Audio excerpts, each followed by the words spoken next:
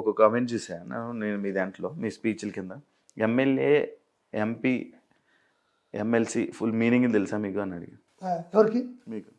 MLA member of legislative assembly, member of legislative council. ఇంకేం కావాలి నీకు? సీఎం అంటే చీఫ్ మినిస్టర్, పిఎం అంటే ప్రైమ్ మినిస్టర్. ఇవి అడుగుతారని చెప్పి లెజెండ్ అంటే కిరాకార్కి. ఏముంది అందులో? నాకు తెలిసినట్టు నేను చెప్తా.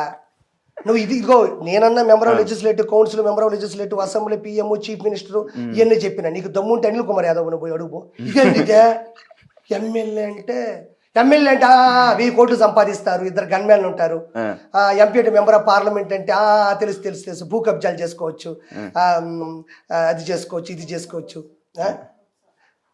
ఇప్పుడు బొత్స సత్యనారాయణ గారు ఉన్నారన్న, ఎడ్యుకేషన్ మినిస్టర్. ప్రపంచంలో ఎక్కడైనా ఇప్పుడు ఒక మూగ వ్యక్తి డబ్బింగ్ చెప్పగలరా?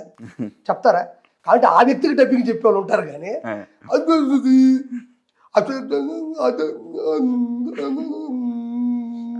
ఆయన ఎడ్యుకేషన్ మినిస్టర్. నీ అమ్మ మంచి మంచి టీచర్లు, ఉపాధ్యాయులు, ప్రధానోపాధ్యాయులు, లెక్చర్, పెద్ద పెద్ద శాస్త్రవేత్తలు ఉన్న ఈ భారతదేశ గడ్డ మీద నోరు కూడా సరిగ్గా పనికిరాని ఒక వ్యక్తిని తీసుకొచ్చి, సరే అబ్బా ఇప్పుడు విద్యాశాఖ మంత్రి, ఎడ్యుకేషన్ మినిస్టర్ అంటున్నారు.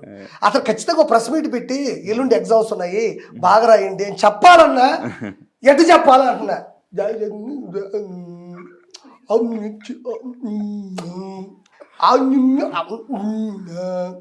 ఇప్పుడు చీపురు కట్టుతో కొడితే చీపురు పళ్ళు ఎట్టపోయినాడు.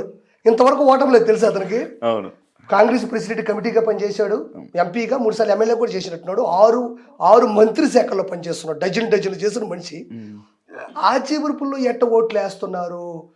ఒకసారి నాకు అనిపిస్తుంది అతనే అయితే నేను సీఎం కూడా అయిపోవచ్చు అనిపిస్తుంది.